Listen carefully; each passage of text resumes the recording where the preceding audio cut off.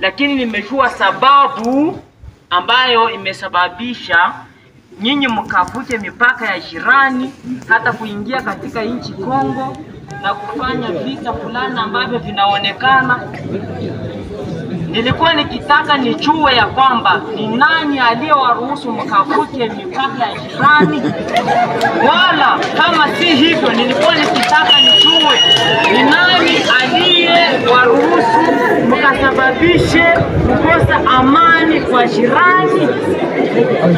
Swali nilikuwa nikiswali ili kwamba nikajibu. Asante. Bunyakiri tuko! Unajua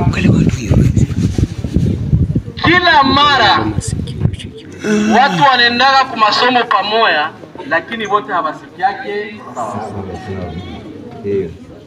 Ameuliza hivi, anayesababisha usalama ndugu kuya, mbona tena anauliza tena anakimbia mali?